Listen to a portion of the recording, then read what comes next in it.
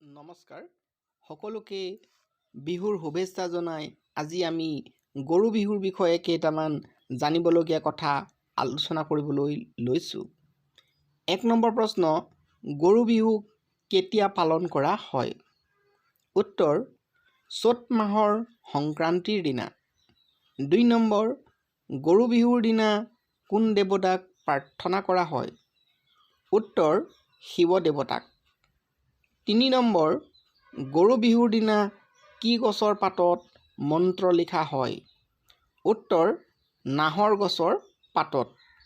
৪ number, গৰু বিহুৰ দিনা গৰুক গা ধুৱাবলৈ সাধাৰণতে ক'লৈ নিয়া হয়? উত্তৰ, নদীৰ পাৰলৈ নিয়া হয়। ৫ নম্বৰ, গৰু বিহুৰ দিনা গৰুক কিহেৰে গা ধুওৱা হয়? উত্তৰ, মাহ হালধিৰে।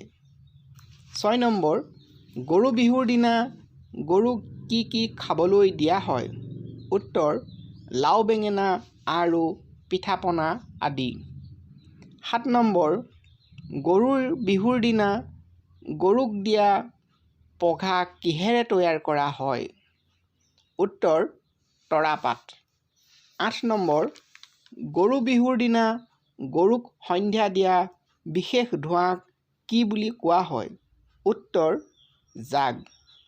৯ নম্বৰ, গৰু বিহুৰ দিনা কিমান বিধ শাক খোৱাৰ পৰম্পৰা আছে? উত্তৰ, ১০০ এবিধ। ১০ নম্বৰ, পৰম্পৰা অনুসৰি গৰু বিহুৰ দিনা গৃহস্থই কেতিয়া গা ধুৱে? উত্তৰ, গৰুক গা ধোৱাৰ পাছত। এইখিনি আলোচনাৰ পৰা বুজা যায় যে গৰু হৈছে অসমীয়া জাতিৰ দেৱতুল্য জন্তু। গৰু বিহুৰ জৰিয়তে অসমীয়া জাতিয়ে জীৱ-জন্তুৰ প্ৰতি থকা মৰম চেনেহ আৰু শ্ৰদ্ধা ভক্তিৰ প্ৰকাশ কৰে। ধন্যবাদ।